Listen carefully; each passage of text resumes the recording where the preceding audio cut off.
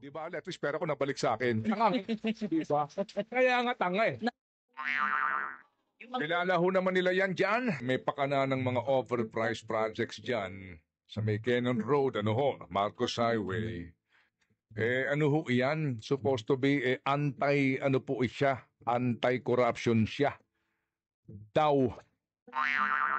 Kilala ho naman nila yan dyan. Opo. Kilala ho nila yan dyan sa lalawigan ng Benguet.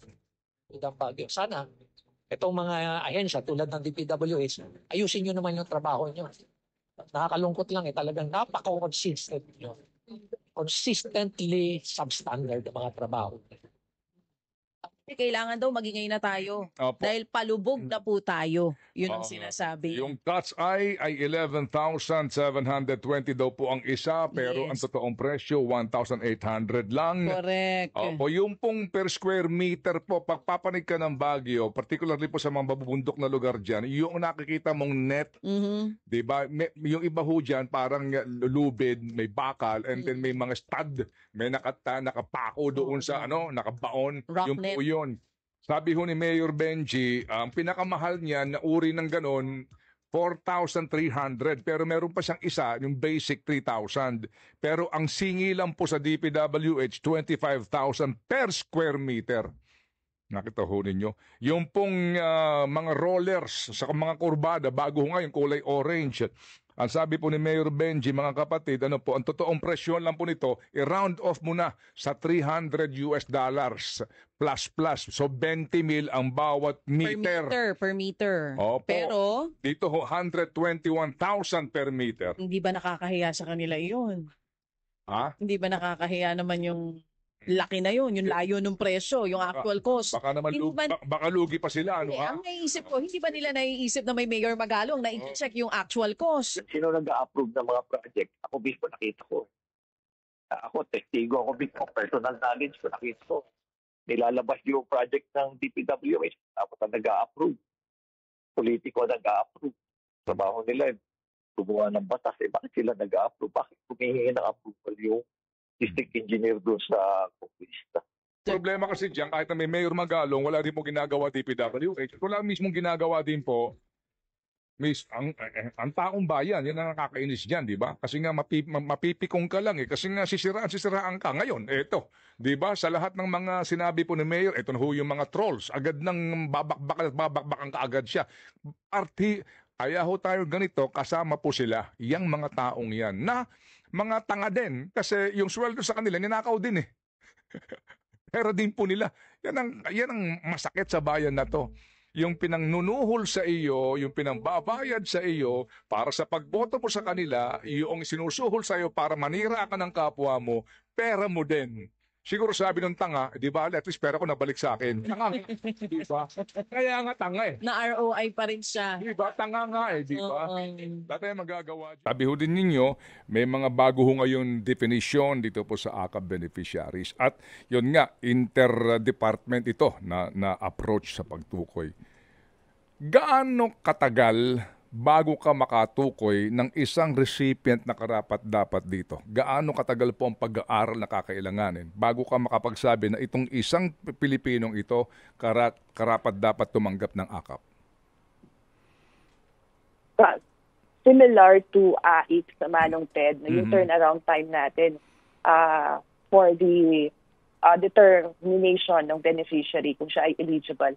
In a matter of 2 hours or less than 2 hours ay matutukoy na po natin. Kaya nga po, i-review maigi ng NEDA itong assessment sheet or intake sheet na gagamitin ng ating pong mga social workers para ma-capture lahat ng impormasyon na kakailanganin po niya para ma-determine kung eligible yung individual. In less than 2 hours, as in ganun kabilis, sino po particular ang tutukoy doon sa kwalifikasyon ng individual? Kung interdepartmental action po ito, sino doon sa lokal na pamahalaan? Kasi po, di ba, okay, sino po ma'am? Sino po muna? DSWD po, Manong Ted. Mhm. Yung assessment sheet po, gagamitin ito ng DSWD social worker.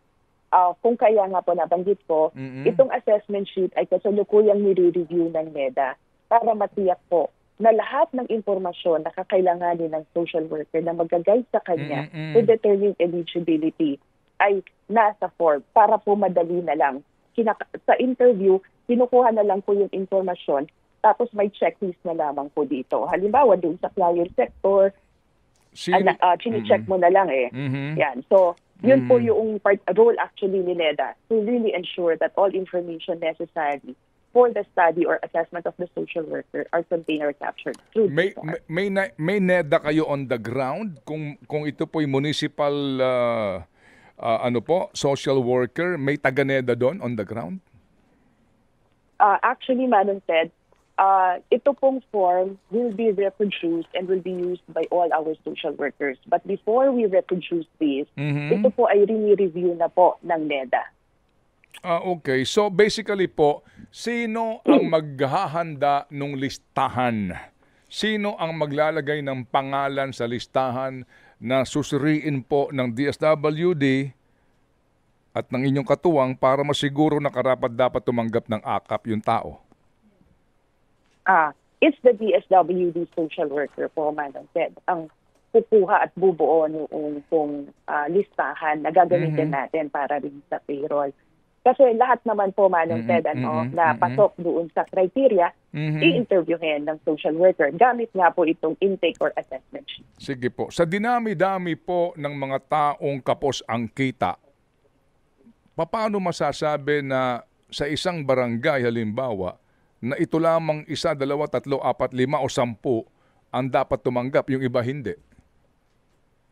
Yung social Sabagay, worker. Madam Ted, sorry. Opo. Opo, yung social worker po. Siya pa rin. Okay. Tama po, Madam Ted. So yung social worker, under siya ng LGU, di po ba? Ng municipality or city? Hindi po, Manong Ted. Yung pong social worker po ng DSWD. Kasi ang DSWD, meron po tayong 16 field offices. Ng bawat field office natin, may mga satellite offices din, may mga SWAT offices din po tayo. So on the ground, we are present, Manong Ted. Hindi. Kasi po, di ba ang DSWD, di ba meron na rin po kayong devolved functions, right? Tama po. yes. Social welfare is Yeah. a devolved function based on the Yes. local government code. So meron pong mga local social welfare development officers, Opo. yung city or municipal and the provincial social welfare officers, sila naman po ay under the local government unit. Kaya nga But po. meron din po tayo mga kawali na Opo. from the national po. Opo. Kasi nga po, ito nga po din ang concern ng ibang mga barangay kapitan na hindi po hindi nakakasama dito po sa programang ito ang kanilang constituents. Kasi nga kung meron tayong mga municipal social workers and then meron pong regional, ito yung under the national na may mga tauhan po sa mga munisipyo.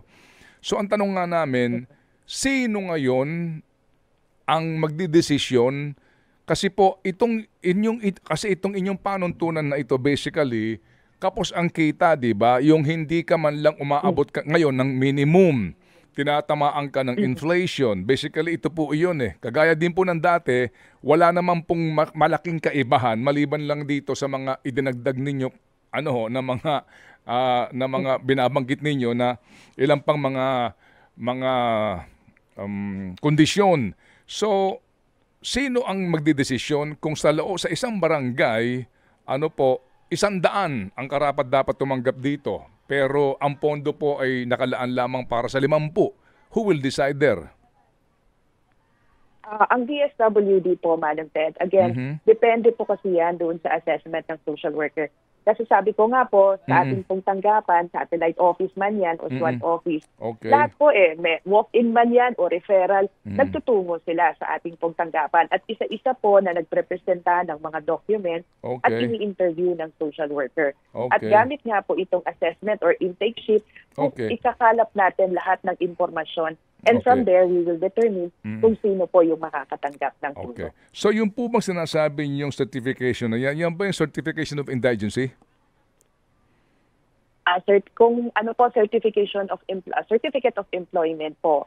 Kaya po nung 2024 na AKAP, ang certification na kinukuha po natin ay mula sa kanilang employer para magpatunay sila po ay empleyado at tumatanggap ng minimum wage rate. Gayon din po no doon sa 2025 AKAP, yung mga requirements na isusumite ay upang i-ascertain nga po na sila ay tumatanggap ng mas mababa than the minimum wage rate. Opo, hindi na po kailangan ng Certificate of Indigency? Hindi po, Manong Ted. Okay. Dati ho ba kailangan ito? Hindi rin po, Manong Ted. In fact, pati nga po doon sa Okay. assistance to individuals in crisis Okay. situation, ay tinanggal na rin po natin yung Certificate of Indigency. Ang mahalaga lang naman po, Manong Ted, dito sa assessment sheet kasi, hindi lamang nga po yung certificate ang basihan Okay. ng ating pong social worker. Sige. There are also other information that are being captured para nga po madetermina na sila Okay. ay talagang Sige po. nangangailangan nito. Opo, sige po. So sa ngayon po, wala pa kayong beneficiary for 2025, right? Ito hong existing ngayon na pinamimigay na pera, 2024 pa ito na budget. Tama po, for 2025 wala pa po Okay. may issue na notice of cash allocation, and dahil nga conditional yung implementation ng AKAP, kinakailangan na maisapinal, ma-aproban muna itong guidelines bago tayo makapag-proceed sa implementation. Opo, so maari sabihin natin na wala pa itong conditional na ito, wala pang ganoon kasi nga wala pa kayong guidelines, and definitely po wala pang nilalabas po na NCA o Notice of Cash Allocation ang DBM para po sa 2025 AKAP, right? Tama po, Okay, Manong Ted. sige. Yan, maliwanag po yan.